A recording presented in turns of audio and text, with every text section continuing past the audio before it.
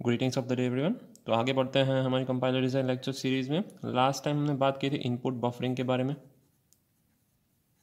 Okay इस बार जिस topic के बारे में बात करने वाले हैं उसका नाम है strings and languages. As you can see ये ऑलरेडी हम बात कर चुके हैं इस टॉपिक के बारे में। We studied that topic inside TOC language और TOC subject theory of computation में हमने ऑलरेडी ये चीज़ पढ़ चुकी है। स्ट्रिंग किसे कहते हैं, अल्फ़ाबेट किसे कहते हैं, लैंग्वेजेस किसे कहते हैं। Why are we discussing it here, हम उसको यहाँ पे क्यों डिस्कस कर रहे हैं basically.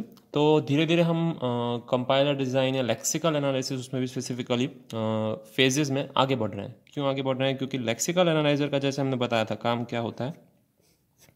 I hope this is visible या। सो अगर लेक्सिकल एनालाइजर की हम बात कर रहे हैं तो वो करता क्या है, वो लेता है सोर्स प्रोग्राम। हमारे पास जो C प्रोग्राम है, जो भी हमारा सोर्स प्रोग्राम है उसको लेता है। उसका एक सिंपल काम है कंपाइलर डिजाइनिंग में, वो जनरेट करना है उसको tokens. It should generate tokens. तो टोकन्स के लिए इसको सोर्स प्रोग्राम क्या करना पड़ेगा, अगेन रीड करना पड़ेगा। रीड करना पड़ेगा तो वहाँ से हमारी बात पहुँची कि उसे इनपुट बफरिंग की ज़रूरत पड़ेगी, कि इनपुट करते वक्त उसे बार बार सेकेंडरी मेमोरी के पास ना जाना पड़े, इसीलिए उसको इनपुट बफरिंग की ज़रूरत पड़ेगी। फाइन। अब जब इनपुट ले रहा है, वो रीड कर रहा है, तो अगेन रीड करते समय कौन से फॉर्म में उसको रीड करेगा, वो टेक्स्ट फॉर्म में रीड करेगा। अगर टेक्स्ट फॉर्म में रीड कर रहा है तो ऑब्वियसली उसको किसके साथ डील करना पड़ेगा, स्ट्रिंग्स के साथ डील करना पड़ेगा। तो इसीलिए हम स्ट्रिंग के टॉपिक्स समझने वाले हैं। तो बेसिकली स्ट्रिंग में अगर हम बेसिक टॉपिक्स की बात करें तो अगर आपको TOC में पता है, अगर आपने देखा हुआ है, तो 3 टॉपिक है। एक तो स्ट्रिंग में अल्फ़ाबेट होता है, स्ट्रिंग्स जनरेट ही अल्फ़ाबेट से होती हैं basically. Okay and then there is something called string itself, और लास्ट में आती है लैंग्वेजेस। ओके स्ट्रिंग का कोई एक अगर इंस्टेंस है उसे, तो स्ट्रिंग्स का, तो हम उसे स्ट्रिंग कहेंगे। देन स्ट्रिंग्स जिससे बनती है वो अल्फ़ाबेट हैं, और काफ़ी सारी स्ट्रिंग मिलाते लैंग्वेजेस बनाती है। ठीक है, सो देख लेते हैं एक बार ये 3 इंस्टेंस क्या है। हमें बस इतना पता होना चाहिए कि why are we studying alphabet, string and languages, because lexical analyser में उसका काम है, स्टेप बाय स्टेप चीज़ें जा रही हैं। सोर्स प्रोग्राम उसको रीड करना पड़ता है और टोकन जनरेट करने पड़ते हैं। तो रीड करने के लिए उसे इनपुट बफरिंग की ज़रूरत होती है, जो हमने लास्ट टाइम देखा था। तो जब रीड कर रहा है प्रोग्राम, वो बफर्स रीड कर रहा है, छोटे छोटे बफर्स उसके पास आ रहे हैं। लेट्स से अगर हम बफर की बात करें, okay C is equals to B multiplied by 2 और सेमीकॉलन, ये उसके पास बफर आया है लेट्स से। फाइन, तो ये स्ट्रिंग फॉर्म में है। तो ही डज कंपाइलर को इसके बारे में कुछ भी पता नहीं है, इसको ही will have to break it up. Compiler को इसको ब्रेक करना पड़ेगा, ओके इनटू कैरेक्टर्स, एक एक अल्फ़ाबेट एक एक कैरेक्टर के फॉर्म में। That is why we are studying alphabet, string and languages things. Fine, so alphabet है क्या, फाइनाइट सेट ऑफ सिम्बॉल्स है। मुझे let's say binary string generate करनी है, तो मेरे लिए बाइनरी स्ट्रिंग में सिर्फ 2 ही अल्फ़ाबेट होंगे, 0, 1। अगर मुझे इंग्लिश लैंग्वेज की स्ट्रिंग जनरेट करनी है, ये अल्फ़ाबेट का सिंबल है। सेट ऑफ अल्फ़ाबेट्स का अगर आपको सिंबल करना है तो आप इस तरीके से कर सकते हैं, इसीलिए मैंने किया है। फाइन, फिर दूसरी लैंग्वेज जनरेट करनी है, ये कोई एक लैंग्वेज है, दूसरी लैंग्वेज है। दूसरी लैंग्वेज में लेट्स से मुझे इंग्लिश ABCD के अल्फ़ाबेट्स डालने हैं, तो मैं क्या करूँगा, small a small b up to small z, then capital A capital B up to capital Z। ये मेरे इंग्लिश लैंग्वेज के अल्फ़ाबेट हो गए, तो मैं इससे कोई भी स्ट्रिंग जनरेट कर सकता हूँ। Fine, so that is called alphabet. Alphabet यानी जो यूनिट्स जिससे हम स्ट्रिंग जनरेट करते हैं, finite set of symbols, letters हो सकते हैं, डिजिट्स हो सकते हैं, कोई भी हो सकते हैं, पंक्चुएशन मार्क्स भी हो सकते हैं। फाइन, सो इस लैंग्वेज से जो मैं स्ट्रिंग जनरेट करूँगा उसमें पंक्चुएशन मार्क्स भी नहीं होंगे, नंबर भी नहीं होंगे, उसमें सिर्फ अल्फ़ाबेट्स होंगे, छोटे अल्फ़ाबेट और बड़े alphabets, no spaces, nothing. Fine, फिर स्ट्रिंग क्या होता है, सीक्वेंस ऑफ अल्फ़ाबेट्स है। फाइन, जैसे हम वर्ड बनाते हैं, अब बाइनरी स्ट्रिंग की बात कर रहे हैं हम, तो हम इसमें से एक स्ट्रिंग बनाता हूँ, जैसे 101 या 01110, देन 1001, ये 3 स्ट्रिंग बनाई है मैंने। This is string number 1, this is string number 2 and this is string number 3। There are 3 things that I have made here. Fine, strings, तो इसको स्ट्रिंग कहेंगे। और लास्ट में लैंग्वेज बोलेंगे। लैंग्वेज यानी मैं काफ़ी सारी स्ट्रिंग्स जनरेट कर रहा हूँ, सभी स्ट्रिंग की कोई एक कैरेक्टरिस्टिक्स है, कैरेक्टरिस्टिक्स नहीं है, उसे हम क्या कहेंगे, लैंग्वेज कहेंगे। Any countable set of string, उसकी सिमिलर कैरेक्टरिस्टिक्स है कि नहीं है, सारी स्ट्रिंग उसमें है, पर काउंटेबल सेट ऑफ स्ट्रिंग्स है तो हम उसको लैंग्वेज कहेंगे। जैसे कि मुझे कोई एक चीज़ बनानी है कि इवन नंबर ऑफ जीरोज आने चाहिए, ऐसी कोई मुझे लैंग्वेज बनानी है, तो मैं उस लैंग्वेज को नाम दूंगा L1। उसमें कैसी स्ट्रिंग आएंगी, even number of zeros and even number of ones. तो एक तो एम्प्टी स्ट्रिंग आएगी, this is a sign of empty string, okay, या epsilon या phi, whatever you prefer.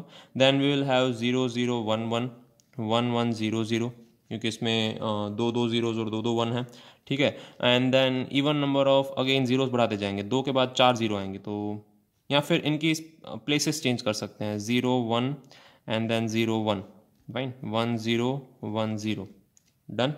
So this is how, ये सारे में 2 0 और 2 1s हैं, फाइन। यहाँ सिर्फ 2 0 वाली स्ट्रिंग आ सकती है, सिर्फ 2 1 वाली स्ट्रिंग आ सकती है, दिस इज ऑल्सो पॉसिबल।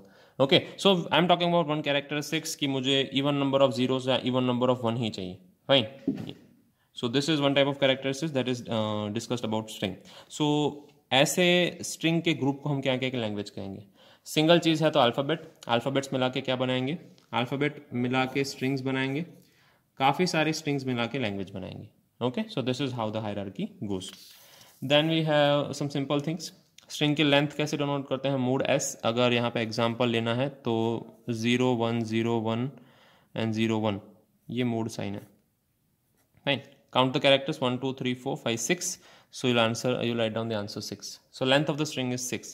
जैसे मैंने बात की पहले एम्प्टी स्ट्रिंग है तो उसको एप्सिलॉन से डिनोट करेंगे, हम पिछले एग्जांपल में देख चुके हैं ऑलरेडी। ओके, और empty set of string is denoted by 5। Empty set of strings, इसका मतलब क्या हो गया?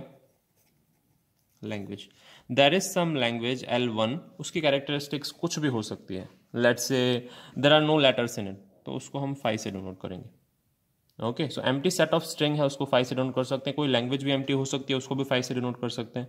ओके, सो अगर एग्जांपल लिया हुआ हिंदुस्तान स्ट्रिंग है तो उसमें कितने लेंथ है? 9 है, 1 2 3 4 5 6 7 8 9, you can count the characters. अगर मुझे इसका सेट ऑफ कैरेक्टर्स लिखना है, इसमें कौन से अल्फाबेट्स यूज हुए हैं या सेट ऑफ कैरेक्टर्स यूज हुए हैं, तो मैं सिग्मा से लिखूंगा।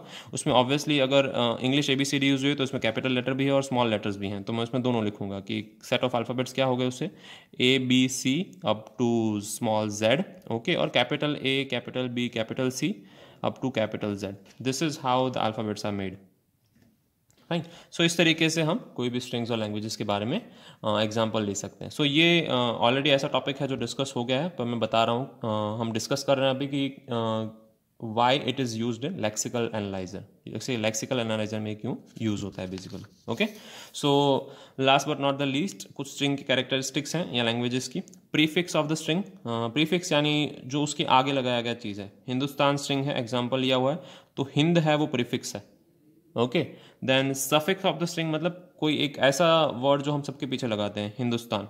Okay, then we have Kazakhstan, then we have Pakistan, fine। So those are words, those are embedded after string, that is called suffix। Okay, so prefix मतलब कोई string के पहले लगाने जाने वाले चीज़ें, और सफिक्स मतलब स्ट्रिंग के पीछे लगाने जाने वाली चीज़ें। Okay, string obtained by removing zero और मोर टेल सिम्बॉल्स, यानी टेल सिम्बॉल्स को अगर आप रिमूव कर देते हैं, इंपॉर्टेंट चीज़ें रिमूव करना, हम रिमूव कर रहे हैं टेल सिम्बॉल्स को, तो हमें कौन सा चीज़ बचेगा? आगे वाला चीज़ बचेगा। अगर पीछे वाली चीज़ निकाल दें तो सिर्फ हिंद बचेगा, हिंदुस्तान में से अगर पीछे हमारा जो सफिक्स है वो निकाल दें तो। और सफिक्स क्या होता है? अगर आप आगे वाला जीरो या मोर सिम्बॉल्स निकाल दें, रिमूविंग जीरो और मोर लीडिंग सिम्बॉल्स। अगर लीडिंग सिम्बॉल्स निकाल रहे हैं, जैसे अगर मैं यहाँ पे अगेन लिख रहा हूँ Hindustan, okay, so if I remove Hind या HINDU, ओके, तो स्तान बचता है। दैट इज वर्ड या what we can say suffix for denoting any land. कोई भी पीस ऑफ लैंड है जो पर्टिकुलर कैरेक्टरिस्टिक को बिलोंग करता है, उसके लिए हम स्थान लिखते हैं, राइट। सो सब स्ट्रिंग क्या होता है? इस पूरे वर्ड में से आप कोई भी एक स्ट्रिंग निकाल लो, ओके, पूरे वर्ड में से। लेट्स से हिंदुस्तान, सो मैं हिंद निकाल सकता हूँ इसमें से, फाइन। देन इंडस, INDUS, मैंने बीच में से निकाल लिया, फाइन। पीछे सिर्फ TAN लिया, ये सारी चीज़ें सब स्ट्रिंग्स हैं। A string obtained by removing prefix and और सफिक्स ऑफ गिवन स्ट्रिंग। कोई भी प्रीफिक्स या कोई भी सफिक्स रिमूव करके आप अगर स्ट्रिंग बना रहे हैं, या दोनों रिमूव करके, तो उसे हम क्या कहेंगे? सब स्ट्रिंग कहेंगे, फाइन। और sequence of string, sequence of string का मतलब है उसमें से removing anything, basically thing is anything. I mean, what we can say is this is difficult to discuss because इसमें से कोई मीनिंगफुल वर्ड नहीं बनता। जैसे मैंने बात कर रहा हूँ, हिंदुस्तान लिखा हुआ है यहाँ पे, okay, I hope it is visible, या सो आई रिमूव कर रहा हूँ, डी रिमूव कर रहा हूँ। जैसे कंटिन्यूस सिंबल रिमूव करना जरूरी नहीं है। सब स्ट्रिंग में क्या जरूरी है? कंटिन्यूस सिंबल रिमूव कर रहे हैं, यहाँ पे भी कंटिन्यूस कर रहे हैं, यहाँ पे भी कंटिन्यूस कर रहे हैं, यहाँ पे कोई भी बीच में से रैंडम वर्ड्स रिमूव कर सकते हैं, तो ऐसा कुछ बनेगा HNUSTA, okay, HNUSTA, word something like this, okay। So the thing is, you can make anything out of sequence of string, यानी आप उसमें से कुछ भी रिमूव कर सकते हैं, कुछ भी रिमूव नहीं कर सकते हैं। जैसे कि क्रिकेट है, क्रिकेट नाम का वर्ड है, उसमें से मैंने C निकाल दिया, ई निकाल दिया, के निकाल दिया, then RICT, the word something like that. It can have meaning, it cannot have meaning, but it is a sequence of string. You can remove any letter, not necessarily continuous symbol, तो उसे हम sequence of string कहते हैं. Fine. फिर languages हैं, तो languages में कुछ प्रॉपर्टीज होती हैं, L1 union L2.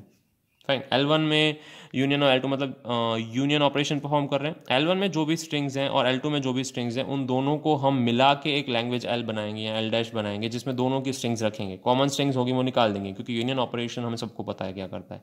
Similarly L1 intersection L2, तो L1 में जो स्ट्रिंग्स बिलोंग करती हैं, L2 में जो स्ट्रिंग बिलोंग करती हैं, दोनों में अगर कोई कॉमन स्ट्रिंग है और उसकी हम लैंग्वेज बनाते हैं तो उसको L डैश बता देंगे. फाइन. देन कॉन्केटिनेशन ऑपरेशन है, L1 concatenation L2 is equals to L dash. इसका मतलब है हर एक L1 की स्ट्रिंग के पीछे L2 की स्ट्रिंग को अगर आप जोड़ देते हैं तो उसको कॉन्केटिनेशन ऑपरेशन कहेंगे. सिमिलरली L2 कॉन्केटिनेशन L1 भी होता है. Okay, vice versa. And then we have L star operation, यानी नील closure operation, L plus operation, sorry L plus या L स्टार का मतलब होता है जीरो और मोर टाइम्स किसी भी स्ट्रिंग को रिपीट करना लैंग्वेज की. L प्लस मतलब लैंग्वेज किसी भी स्ट्रिंग को वन और मोर टाइम्स रिपीट करना. यानी इन दो नोटेशंस पे थोड़ा ध्यान रखेंगे, स्टार और प्लस. स्टार का मतलब है रिपीटेशन ऑफ जीरो और more times. Okay, and then we have plus, repetition of one or more times.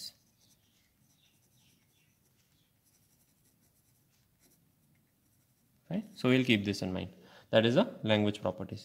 आगे जब बढ़ेंगे तब इसी कंसेप्ट के ऊपर रेगुलर एक्सप्रेशन का कंसेप्ट बिल्ड करेंगे, ये दो चीज़ें, और स्ट्रिंग्स और लैंग्वेजेस के ऊपर. Okay, so that will see in the next video. Fine. Good day.